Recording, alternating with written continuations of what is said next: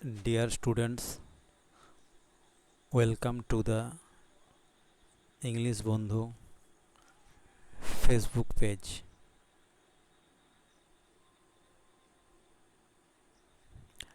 আশা করি সকলেই বুঝতে পেরেছো। আজকে আমরা ফেবেল এই কবিতাটি নিয়ে আলোচনা করতে চলেছি। লেখক হলেন র্যালফ ওয়াল্ডো এমারসন।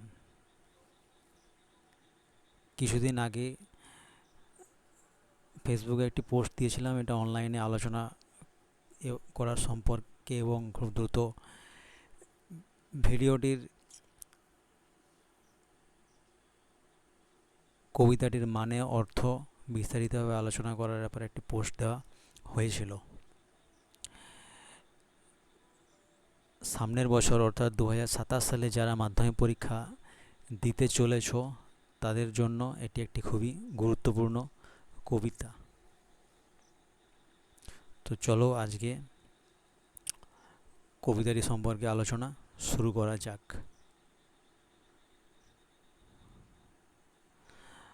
আচ্ছা, তো কবিতার শুরুতে দেখতে পাচ্ছ এখানে 3টি কোটেশন লেখা আছে। তোমাদের কাজ হলো এই কোটেশনটার অর্থ কী, যে 3টে কোটেশন লেখা আছে সেই 3টে কোটেশনের অর্থ কী সেটা কমেন্ট বক্সে লিখে জানানো। প্রথম কোটেশনটা আছে, দেখো, to be yourself in a world that is constantly trying to make you something else is the greatest accomplishment. অর্থাৎ কি, to be yourself in a world that is constantly trying to make you something else is the greatest accomplishment. Second quotation টা আছে, the only person you are destined to become is the person you decided to be. The only person you are destined to become is the person you decided to be. এবং third কোটেশনটা আছে, our greatest glory is not in never falling but in rising every time we fall. Our greatest glory is not in never falling but in rising every time we fall. তাহলে এই যে 3টে quotation তোমরা শুনলে, এই 3টে কোটেশনের বক্তা হচ্ছেন ফেবেল এই কবিতাটির লেখক Ralph Waldo Wilson. Ralph Waldo Emerson হলেন এই 3টে কোটেশনের বক্তা। তোমাদের কাজ হলো তোমরা চেষ্টা করবে এই 3টে কোটেশনের অর্থ কী সেগুলো কমেন্ট বক্সে লেখার চেষ্টা করবে। আচ্ছা দেখো, কবিতাটার নামটা কী আমরা দেখেছি, ফেবেল। ফেবেল কথাটার অর্থ কী? ফেবেল কথাটার অর্থ হলো উপকথা, এবং ফেবেল যখন পড়ছো তখন প্যারাবেল এই কথাটার মানেটাও জেনে রাখা প্রয়োজন। ফেবেল এবং প্যারাবেল এই দুটোর মধ্যে মিল থাকলেও কিছু কিছু পার্থক্য আছে। যেমন কি, প্রাইমারি কাস্ট, অর্থাৎ ফেবেলটা হলো অ্যানথ্রোপোমরফাইজড ক্যারেক্টার্স। অ্যানথ্রোপোমরফাইজড মানে কি? অ্যানথ্রোপোমরফাইজড কথাটার অর্থ হলো অ্যানিম্যাল, প্ল্যান্টস অথবা কোনো প্রাকৃতিক কোনো শক্তি এগুলো হিউম্যান বিইংয়ের মতো আচরণ করে, অর্থাৎ মানুষের মতো শারীরিক আকৃতি, আবেগ, বুদ্ধি বা আচার আচরণ আরোপ করার প্রক্রিয়া বা গুণকে অ্যানথ্রোপোমরফিক বলা হয়ে থাকে। কিন্তু প্যারাবেল যেগুলো উপমা কাহিনী, সেগুলো দেখি স্ট্রিক্টলি হিউম্যান ক্যারেক্টার্স, এগুলোতে মানুষই থাকে এবং রিয়েল ওয়ার্ল্ড সিনারিও থাকে। এখানে যেমন কাল্পনিক, ফেবেলে যেমন কাল্পনিক সিনারিও থাকতে পারে, কিন্তু প্যারাবেলে দেখি রিয়েল ওয়ার্ল্ড সিনারিওস থাকে। সেটিং এবং টোন কেমন হয়? এগুলো সাধারণত ফ্যান্টাসি, ফকলোর বা ইমাজিনেশন, কাল্পনিক জগতের হয়। আর এগুলো কি রিয়েলিস্টিক, প্যারাবেলটা কি রিয়েলিস্টিক, বিশ্বাসযোগ্য এবং এভরিডে সেটিং এবং প্রাত্যহিক দৈনন্দিন জীবনের সেটিংয়ের উপরে হয়। এগুলোর উদ্দেশ্য কী থাকে? Focuses on social wisdom, practical advice and distinguishing right from wrong. অর্থাৎ ভালো মন্দের বিচার, সোশ্যাল উইজডম, প্র্যাকটিক্যাল অ্যাডভাইস, এইগুলো আলোচনা হয়, এগুলোর উপর গুরুত্ব দেওয়া হয়। এবং প্যারাবেলগুলো কিসের উপরে ফোকাস করে? ডিপ স্পিরিচুয়াল, রিলিজিয়াস অথবা মোরাল ট্রুথস। আচ্ছা, এদের কনক্লুশনে দেখো, often ends with a short, explicit and conscious maxim দিয়ে শেষ হয়। এবং প্যারাবেলগুলো কি? The lesson is often implicit, recurring reflection or spiritual interpretation. অর্থাৎ ফেবেল কি না, ফেবেল হচ্ছে সামাজিক জ্ঞান, ব্যবহারিক উপদেশ এবং ভুল ও সঠিকের মধ্যে পার্থক্য নির্ণয়নের ওপর গুরুত্ব দেয়।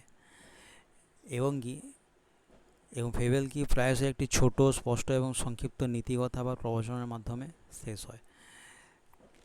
ম্যাক্সিম কথার অর্থ কি? নীতিকথা বা প্রবচন। যেমন ধরো, আমরা সকলে ছোটবেলায় পড়েছি the tortoise and the hare, অর্থাৎ খরগোশ এবং কচ্ছপের যে গল্পটা।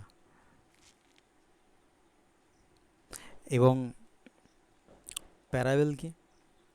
প্যারাবেল হলো, এটি মূলত গভীর আধ্যাত্মিক, ধর্মীয় বা নৈতিক সত্যের উপরে গুরুত্ব দেয়। এবং এটা যে নীতিকথা বা শিক্ষা, এটা প্রায় পরোক্ষ থাকে, যেটা বোঝার জন্য কি গভীর চিন্তা বা আধ্যাত্মিক জ্ঞানের উপরে প্রয়োজন হয়। এমনকি টিচিংস অফ জেসাসের যে নীতিকথা গল্প, সেখানে থেকে কি দ্য গুড সামারিটান ও দ্য প্রডিগাল সন যে গল্পগুলো আছে, সেগুলোকে আমরা প্যারাবেল বলতে পারি। আচ্ছা, এবারে দেখো র্যালফ ওয়াল্ডো এমারসন, এনার সম্পর্কে কিছু জেনে নেওয়া যাক। র্যালফ ওয়াল্ডো এমারসন, এনার জন্ম 1803 সালে এবং মৃত্যু 1882 সালে। তিনি ছিলেন একজন প্রমিনেন্ট আমেরিকান এসাইস্ট, বিখ্যাত একজন আমেরিকান এসাইস্ট, লেকচারার এবং কবি ছিলেন। ইনি হলেন র্যালফ ওয়াল্ডো এমারসন। ফিলোসফি, অর্থাৎ এনার দর্শন কী ছিল? ইনি মনে করতেন he was the leader of the transcendentalist movement which emphasizes the spiritual connection between humanity and nature. The philosophy is evident in his poem Fable, অর্থাৎ তার যে কবিতা আমরা এখন পড়ছি, ফেবেল কবিতাটা, এই কবিতাটাতে আমরা তার যে জীবনের যে দর্শন, অর্থাৎ তার বিশ্বাস, ট্রান্সকেন্ডালিজম, এটা আমরা দেখতে পাই। সেটা কি ট্রান্সকেন্ডালিজম জিনিসটা কি? ট্রান্সকেন্ডালিজম জিনিসটা হলো, ঈশ্বরকে জানার জন্য কোনো বাঁধা নিয়ম এর প্রয়োজন নেই। মানুষ তার নিজের অন্তর্নিহিত জ্ঞান এবং ইনটিউশনকে ব্যবহার করে ঈশ্বরকে জানতে পারেন। তো দেখো, তার র্যালফ ওয়াল্ডো এমারসনের বিখ্যাত যে কাজগুলো আছে, তার মধ্যে হলো Concord hymns, Brahma and the collection, nature. তার যে লেখার যে মূল মেসেজগুলো কী কী? রাইটিং অফেন্স focus on self reliance and the idea that every being, living or non living, big or small, has a individual reason for existence. অর্থাৎ কি, ছোটো বা বড়ো, প্রত্যেকেই যেমনই হোক, উঁচু বা নিচু যেমনই হোক, প্রত্যেকেরই পৃথিবীতে যে এক্সিস্টেন্স, তাদের যে অস্তিত্ব, তাদের একটা নির্দিষ্ট কারণ আছে। কারণ প্রত্যেকেই কিছু না কিছু কারণে পৃথিবীতে এক্সিস্ট করছে, এমনি এমনি তাদেরকে সৃষ্টি করা হয় নাই। তো দেখো, এটা তোমাদের বইয়ে লেখা আছে। The poem describes is a conversation between the squirrel and the mountain. উচ্চারণগুলো এখানে লেখা আছে যাতে সকলেরই সুবিধা হয়, পড়তে সুবিধা হয়। যাদের রিডিং পড়াতে অসুবিধা আছে, তারাও যাতে সহজেই পড়তে পারো, তার জন্য উচ্চারণগুলো এখানে নিচে দেওয়া আছে। তারপরে কি, এই কবিতাটা কি একটা বিড়াল এবং কাঠবিড়ালি এবং একটি পর্বতের কথোপকথনের বর্ণনা। দ্য স্কুইরেল পয়েন্টস আউট, অর্থাৎ স্কুইরেলটি কি পয়েন্টস আউট, অর্থাৎ চোখে আঙুল দিয়ে দেখিয়ে দিচ্ছে যে that in this world every being, প্রত্যেক বস্তু, লিভিং ও নন লিভিং, অর্থাৎ জীবিত বা মৃত, বিগ ও স্মল, ছোটো বা বড়ো, have their individual reasons for existence, প্রত্যেকেরই বেঁচে থাকার রিজন, কারণ আছে। অর্থাৎ ঈশ্বর যেহেতু সমস্ত কিছুকে সৃষ্টি করেছেন, নিশ্চয়ই তিনি এমনি এমনি সৃষ্টি করেন নাই, কোনো কারণ আছে, তাই তিনি সৃষ্টি করেছেন। Connection to India, Ralph Waldo এমারসনের যে ট্রান্সকেন্ডালিজম যে দর্শন, সেটা সরাসরি ইন্ডিয়ার যে দার্শনিক যে চিন্তাভাবনা, অর্থাৎ বেদান্তের যে চিন্তাভাবনা, সেখান থেকে নেওয়া। বেদান্ত, উপনিষদ, ভাগবত গীতা, এইগুলোর দ্বারা এমারসন ডিপলি ইনফ্লুয়েন্স হয়েছিলেন, গভীরভাবে প্রভাবিত হয়েছিলেন। কিসের দ্বারা? Indian Vedic thought specially the Upanishad and the Bhagavad Gita.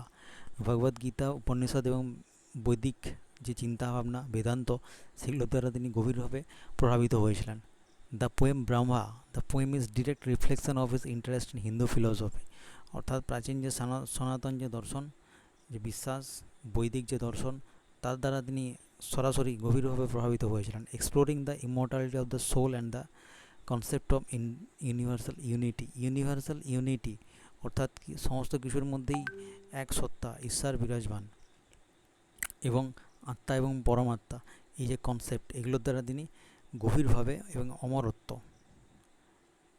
আত্মার যে আমাদের শ্রীমদ্ ভাগবত গীতাতে যে লেখা আছে, আত্মা হলো অমর, অজেয়, যার কোনো বিনাশ নেই, যার কোনো শুরু নেই, যার কোনো শেষ নেই।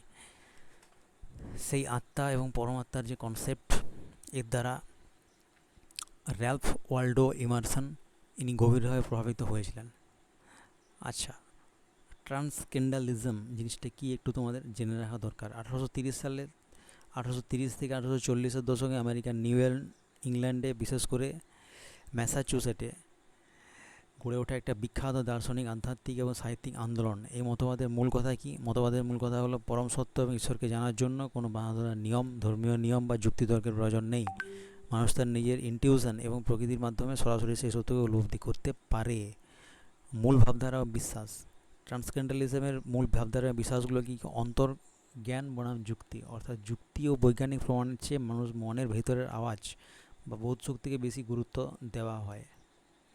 আত্মনির্ভরশীলতা, সেলফ রিলায়েন্স, অর্থাৎ কি সমাজের অন্ধ অনুসরণ না করে প্রতিটি মানুষের নিজের বিবেক এবং বিশ্বাসের উপর ভরসা করা উচিত। প্রকৃতির সাথে সংযোগ, সর্বেশ্বরবাদ, এগুলো হলো ট্রান্সকেন্ডালিজমের মূল ভাবধারা। আচ্ছা, কয়েকজন বিখ্যাত প্রবক্তা কে কে? Ralph Waldo Emerson, Henry David Thoreau, Margaret Fuller, এনারা হলেন ট্রান্সকেন্ডালিজমের প্রবর্তক। আচ্ছা, এই ট্রান্সকেন্ডালিস্টরা যারা ছিলেন, তারা কেবলমাত্র শুধুই দর্শন নিয়ে ব্যস্ত থাকেননি, তারা সমাজ সংস্কারও অংশ নিয়েছিলেন। দেবত্বকে বিশ্বাস করতেন বলেই তারা দাসপ্রথার তীব্র বিরোধিতা করেছিলেন, এবং পাশাপাশি কি নারীর অধিকার রক্ষা, শ্রমজীবী মানুষের অধিকার রক্ষা ইত্যাদিও তারা অগ্রণী ভূমিকা পালন করেছিলেন। আচ্ছা, এই ট্রান্সকেন্ডালিজম লিস্টের কানেকশান আছে ইন্ডিয়ার থেকে, ডিরেক্ট একটা কানেকশান আছে। সেটা কেমন? ট্রান্সকেন্ডালিজম যারা বিশ্বাস করতেন এই মতবাদে, তারা প্রভাবিত হয়েছিলেন ভারতের প্রাচীন সনাতন হিন্দু দর্শন থেকে, অর্থাৎ একটা ইন্ডিয়ার সাথে একটা ডিরেক্ট একটা লিঙ্ক ট্রান্সকেন্ডালিস্টদের আছে।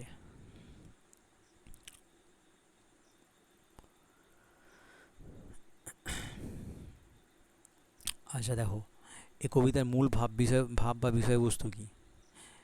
এই কবিতাতে আমরা দুটো চরিত্র, ক্যারেক্টার দেখতে পাই। মূল ভাবটা কি? পৃথিবীতে সৃষ্ট প্রত্যেকটা যে জীবিত এবং জড় যে সমস্ত বস্তু রয়েছে, প্রত্যেকেরই নিজস্ব কিছু গুরুত্ব বা কাজ আছে এই পৃথিবীতে। এই বিশ্বে যে সমস্ত সজীব এবং নির্জীব উপাদান আছে, প্রত্যেকটির নির্দিষ্ট উদ্দেশ্য আছে। কারণ যদি আমরা এই বিশ্বকে ধরে নিই খুব একটা জটিল সিস্টেম, যেটা আপনা আপনি তৈরি হওয়া কখনোই সম্ভব নয়, এবং কোনো সুপার ইন্টেলিজেন্ট বিইং এটাকে সৃষ্টি করেছে, এবং তারই সৃষ্ট নিয়ম দ্বারা সব কিছু ঠিকঠাকভাবে পরিচালিত হচ্ছে, তাহলে আমাদেরকে এটাও ধরে নিতে হবে যে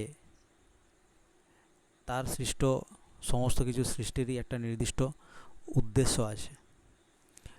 সামান্য ছোট পিঁপড়ে থেকে শুরু করে বুদ্ধিমান মানুষ প্রত্যেকেই এই যে পৃথিবীতে আসি, সেই ঈশ্বরের ইচ্ছাতে আসি, এবং কিছু উদ্দেশ্য রয়েছে, তাই আমরা আসি। তো এই কবিতাটা সেই ভাবটিকেই ফুটিয়ে তুলেছে। কবিতাতে আমরা দেখতে পাবো একটা পর্বত আছে এবং একটা ছোট্ট একটা কাঠবিড়ালি আছে। তাদের মধ্যে শুরুতেই দেখতে পাবো ঝগড়া বা বাকবিতণ্ডা বা তর্কের সৃষ্টি হয়েছে, এবং এই তর্কের মাধ্যমেই কবিতাটা ধীরে ধীরে এগিয়ে চলেছে। বিশাল পাহাড়ের আকারের সাথে সাথে পাহাড়টির অহংকার, এবং এই যে ছোট্ট যে কাঠবিড়ালিটা আছে সেটাকে লিটল ফ্রিগ অর্থাৎ নীতিবাগিস বা ছোট্ট নীতিবাগিস বলে অবজ্ঞা করছে। পাহাড়টি অবজ্ঞা করছে ছোট্ট বানিটাকে বা বান বা কাঠবিড়ালিটাকে স্কুইরেলটাকে যে you are a little prig উপহাস করছে, কিন্তু কাঠবিড়ালিটা কি, যার ডাকনাম কবিতাতে আছে বান, অত্যন্ত শান্ত এবং যৌক্তিক উপায়ে এই অপমানগুলোর জবাব দিচ্ছে। আচ্ছা, এখানে কাঠবিড়ালি কি যুক্তি দেখাচ্ছে? কাঠবিড়ালি যুক্তি দেখাচ্ছে যে ভারসাম্য, অর্থাৎ কি একটা বছর হতে গেলে, একটা সম্পূর্ণ বছর হতে গেলে, যেমন সেকেন্ড, মিনিট, ঘন্টা, দিন, সপ্তাহ, মাস, 12টা মাস, 6টা ঋতু, এগুলো সবগুলোই লাগে, তারপরে হয় কি একটা বছর। ঠিক সেরকমভাবে একটা পৃথিবী হতে গেলে বিভিন্ন ধরনের সমস্ত রকম আবহাওয়া, ছোট বড় জিনিস সব কিছুই প্রয়োজন হয়। আকার বনাম প্রাণশক্তি, সাইজ ভার্সেস এজিলিটি। কাঠবিড়ালিটা মেনে নেয় যে পর্বত একটা বিশাল জিনিস, কিন্তু পর্বত কাঠবিড়ালির মতো অর্ধেক চটপটে বা প্রাণবন্ত নয়। প্রাণবন্তর ইংরেজি কি? ফ্রাই। যোগ্যতার ভিন্নতা, ডিফারেন্ট ট্যালেন্টস, অর্থাৎ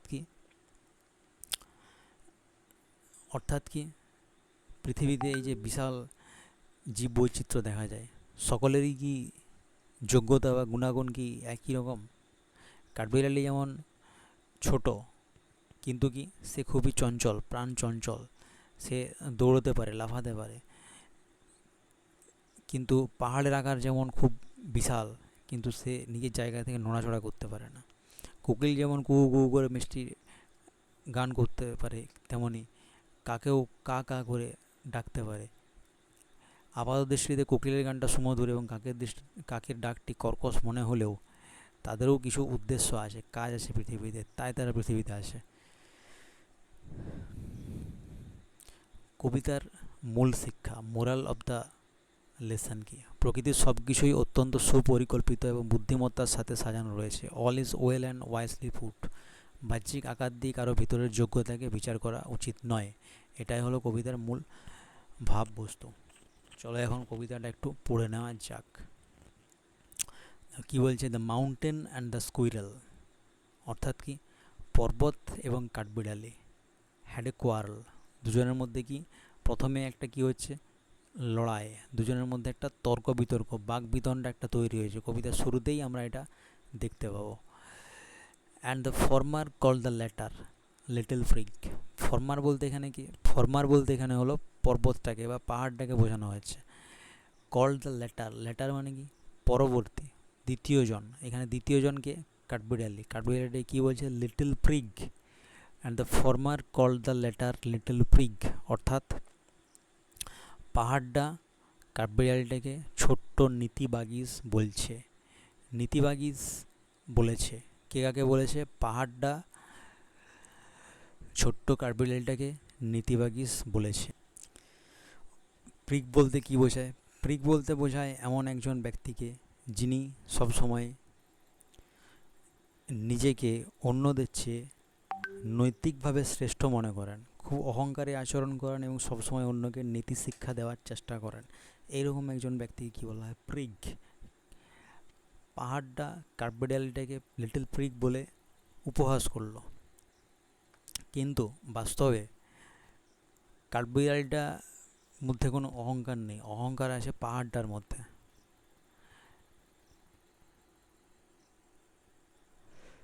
দ্য বান রিপ্লাইড, আর কাঠবিড়ালিটা উত্তর দিল, কি উত্তর দিল না?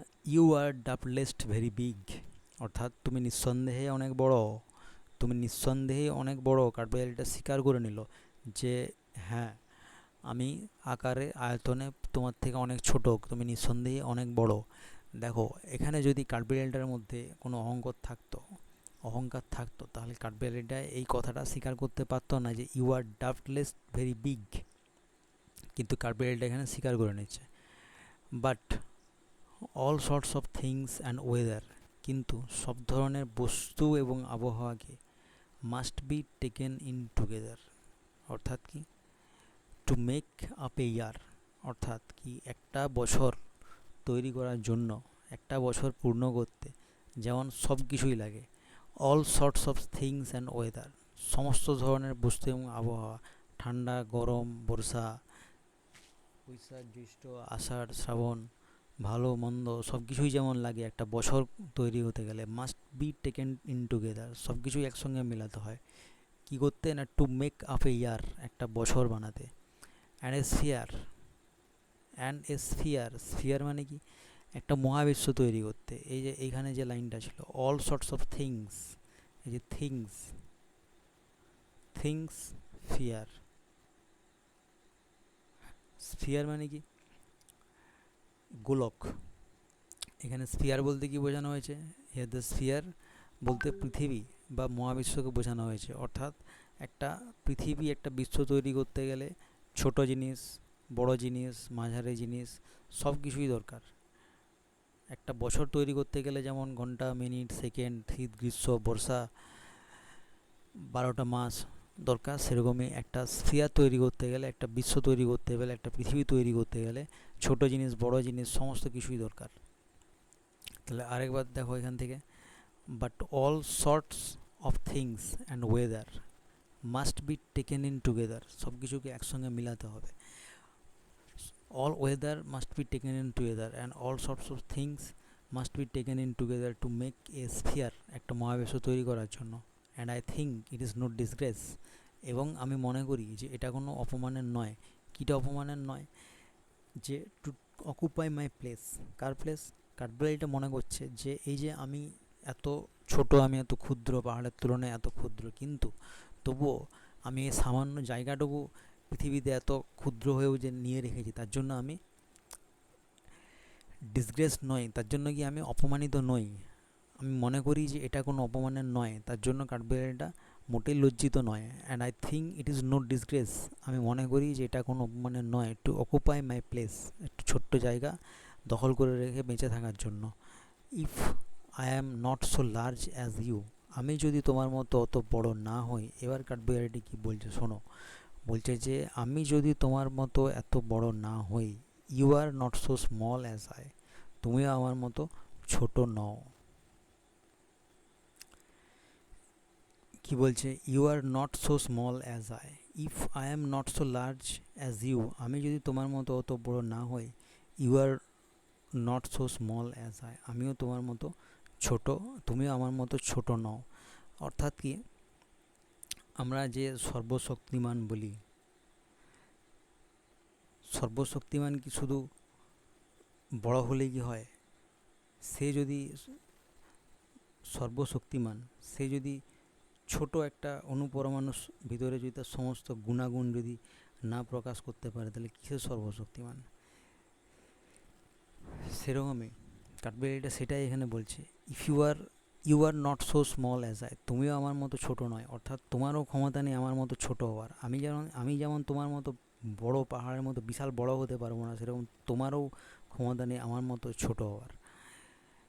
And not half so fry, এবং আমার মতো অর্ধেকটা পরিমাণও চটপটে বা প্রাণবন্ত নও তুমি। I will not deny you make, আমি এটা অস্বীকার করব না যে তুমি তৈরি করো। কি তৈরি করো না, এ ভেরি প্রিটি স্কুইরেল ট্র্যাক, অর্থাৎ কি কাঠবিড়ালির চলাচলের জন্য একটা খুব সুন্দর পথ। কাঠবিড়ালিটা দেখো যদি সত্যি যদি অহংকারী হতো, এই যে কখনো এগুলো স্বীকার করতে পারতো না, তার মধ্যে যদি অহংকার থাকতো, তাহলে কাঠবিড়ালিটা কখনো স্বীকার করতে পারতো না যে তুমি আমার জন্য একটা রাস্তা তৈরি করে দাও। I will not deny you make a road, a pretty very squirrel track for me, a very pretty squirrel track, একটা খুব সুন্দর কাঠবিড়ালির চলাচলের রাস্তা করে দাও। ট্যালেন্টস ডিফার, অর্থাৎ কি প্রতিভা ভিন্ন ভিন্ন হয়। All is well and wisely food, সব কিছুই খুব ভালোভাবে এবং বিজ্ঞতার সঙ্গে সাজানো আছে।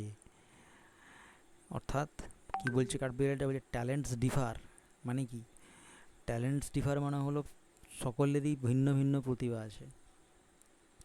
জীবজগতে আমরা যদি দেখি, বাবুই পাখি খুব সুন্দর বাসা বুনতে পারে, ময়না, কাকাতুয়া, টিয়া পাখি এরা মানুষের কথা নকল করতে পারে, ময়ূর তার সুন্দর পেখম আছে। এগুলো হলো ফিজিক্যাল সৌন্দর্য। আবার যদি কাকের দিকে দেখো, তার শারীরিক সৌন্দর্য নেই, কিন্তু কাক আমাদের পরিবেশের নোংরা আবর্জনা খেয়ে ফেলে পরিবেশকে পরিষ্কার রাখে। কাককে এই জন্য কি আমরা বলি ঝাড়ুদার পাখি বলি।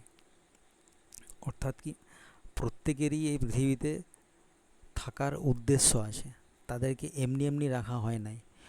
অল ইজ ওয়েল, সব কিছুই খুব ভালোভাবে, অ্যান্ড ওয়াইজলি পুট, সব কিছুকেই খুব ভালোভাবে এবং বিচক্ষণতার সাথেই রাখা হয়েছে। কে রেখেছেন সব কিছুকে?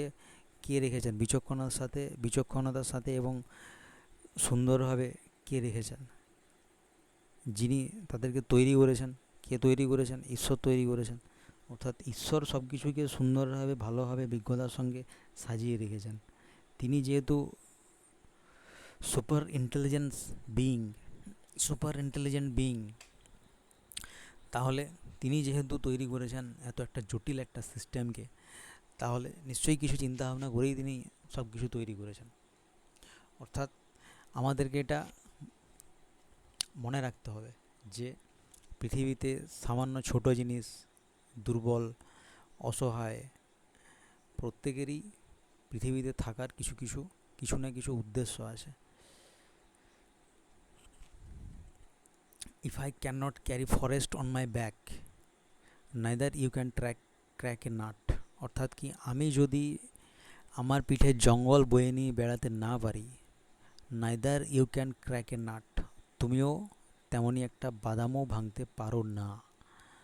অর্থাৎ এখানেতে কি বলছে শোনো, স্কুইরাল বলছে পাহাড়কে যে আমি যেমন পিঠের উপরে জঙ্গল বয়ে বেড়াতে না পারি, ঠিক সেরকমই তুমিও একটা বাদাম ভাঙারও ক্ষমতা তোমার মধ্যে নেই। এই হলো আমাদের কবিতা। আচ্ছা, এরপরে আশা করি অনুশীলনী প্রশ্নোত্তরগুলো সবগুলি তোমরা করতে পেরেছো। নিচে এই যে প্রশ্নোত্তরগুলো আছে সেইগুলো টেস্ট পেপার, কোশ্চেন ব্যাংক, পুরনো বছরের মাধ্যমিক পরীক্ষার পুরনো question bank, previous year questions, এইগুলোতে যে সমস্ত কোশ্চেনগুলো পড়েছিল এবং নিচের দিকে আরও কিছু প্রশ্ন, শর্ট কোশ্চেন্স, 1 নম্বর 2 নম্বরের কোশ্চেন রেডি করা আছে। আশা করি তোমাদের কাজে লাগবে। দেখো উত্তরগুলো তোমরা একটা একটা করে বলতে চেষ্টা করো। The mountain call the squirrel little bun, এটা ট্রু না ফলস? ফলস। কী জন্য? কারণটা হলো লিটল বান বলে নাই, কি বলেছিল? লিটল প্রিগ বলেছিল। And the former call the latter little prig. আচ্ছা, বিয়েরটা দেখো, the squirrel is spryer than the mountain, true or false? True. কারণ কি, স্কুইরেলটা বলছে একটা লাইনে, you are not so small as I and not half so spry, এবং আমার অর্ধেকও তুমি প্রাণবন্ত নও। সিয়ে দেখো, the mountain can carry forest on its back, true. কারণ কি, লাইনটা ওখানে আছেই, আমরা এইমাত্র পড়েছি, if I can not carry forest on my back. অর্থাৎ কি, এখানে স্কুইরেলটা স্বীকার করে নিচ্ছে, দ্য স্কুইরেল অ্যাকনলেজেস, স্বীকার করে নিচ্ছে the mountain's ability while comparing it to its own inability to do so. স্বীকার করে নিচ্ছে যে তার ইনএবিলিটি এবং তার মাউন্টেনের অ্যাবিলিটি, এগুলো স্বীকার করে নিচ্ছে। আচ্ছা দেখো, who had a কোয়াল with the squirrel, উত্তরটা কি? হু হ্যাড এ কোয়াল, কার ঝগড়া হচ্ছিল বা তর্ক হচ্ছিল স্কুইরেলটার সঙ্গে? The mountain. টেন্স দেখো কি আছে? Simple past tense, past indefinite tense, তাহলে উত্তরটাও তোমরা পাস্ট ইনডিফিনাইটেই রাখবে। The mountain had a quarrel with the squirrel. What is not a disgrace to the squirrel, স্কুইরেলের কাছে কোনটা অপমানজনক ছিল না? অপমানজনক ছিল কোনটা না? To the squirrel it is not disgrace to occupy its own small place in a world. The squirrel believes, বিশ্বাস করতো, that every being regardless of size has a significant role to play, প্রত্যেক জিনিসেই তাদের size, তাদের আকার আয়তন ভিন্ন ভিন্ন হওয়া সত্ত্বেও প্রত্যেকেরই কিছু কিছু গুরুত্বপূর্ণ ভূমিকা আছে। What is it that the squirrel does not deny, এটি কী ছিল যেটা স্কুইরেলটা অস্বীকার করে নাই? The squirrel does not deny that the mountain makes a very pretty squirrel track on its surface. আচ্ছা দেখো, এই যে কোশ্চেনটা প্রিভিয়াস ইয়ারে মাধ্যমিক প্রশ্ন থেকে যে সমস্ত মাধ্যমিক কোশ্চেনে যে সমস্ত এই ফেবেল থেকে যে সমস্ত কবিতার প্রশ্নগুলো এসেছিলো সেগুলো নিচে আলোচনা করা হলো। The quarrel was between the mountain and the, কি উত্তর না squirrel. The mountain called the squirrel, মাউন্টেনটা পর্বত, পাহাড়টা পর্বতটা, মাউন্টেন কল্ড দ্য স্কুইরেল কি না লিটল ফ্রিগ, ছোট্ট নীতিবাগ এসে বলেছিল। Unlike the squirrel the mountain can, unlike the squirrel অর্থাৎ আনলাইক কথার অর্থ কি, আনলাইক বললে যদি থাকে জানবে সেটা বিপরীত বোঝায়। মানে আনলাইক দ্য স্কুইরেল মানে স্কুইরেলটা যেমন পারে না, মাউন্টেনটা কিন্তু পারে। Unlike the squirrel the mountain can কী পারে না carry forest on its back, তার পিঠের উপরে জঙ্গলকে বয়ে নিয়ে যেতে পারে। According to the squirrel all sorts of things and weather make up, কোনটা উত্তর a year and a sphere.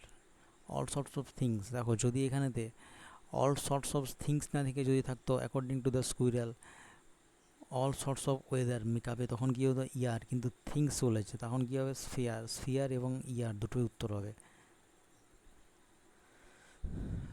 তারপরে দেখো নিচে আছে true false with supporting statement. দেখো the squirrel is as large as the mountain, true or false? False. Supporting statement SS কী হবে, I am not so large as you, you are not so small as I. The mountain is more energetic than the squirrel, এটা কী হবে বলো, এটা খুবই সোজা false. Supporting statement কী হতে পারে, and not half so spry. আচ্ছা তিনের দাগে দেখো কী লেখা আছে, দ্য স্কুইরেল অ্যাকনলেজেস, স্কুইরেল স্বীকার করে নিচ্ছে the mountain's ability to make path. আচ্ছা এটা ট্রু। সাপোর্টিং স্টেটমেন্ট কী আছে না till not, I will not deny you make a very pretty squirrel track, আমি স্বীকার করে নিচ্ছি, আই উইল নট ডিনাই আমি অস্বীকার করব না, you make a very pretty squirrel track তুমি খুবই সুন্দর কাঠবিড়ালির চলাচলের রাস্তা তৈরি করতে পারো। আচ্ছা দেখো এখানেতে বেশ কিছু এমসিকিউ আছে, যদি কেউ চাও আমাদের ফ্রি যে অনলাইনেতে যে মাধ্যমিকের 2027 ছাত্রছাত্রীদেরকে ইংরেজিতে গাইড করার যে পরিকল্পনা নেওয়া হয়েছে সেখানে জয়েন হতে পারো, সম্পূর্ণ ফ্রি, কোথাও কোনো চার্জ লাগছে না। এই অফারটি শুধুমাত্র 2027 সালে যারা মাধ্যমিক পরীক্ষা দিচ্ছ তাদের জন্যই বটে। দেখে নাও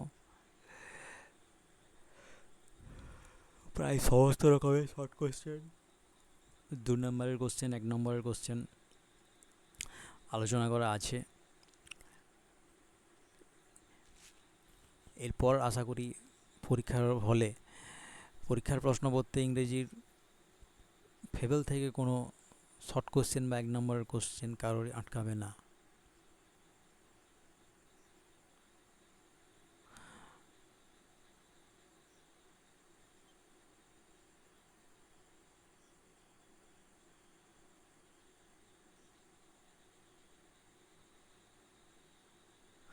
আচ্ছা আজ এই পর্যন্তই, গুড নাইট।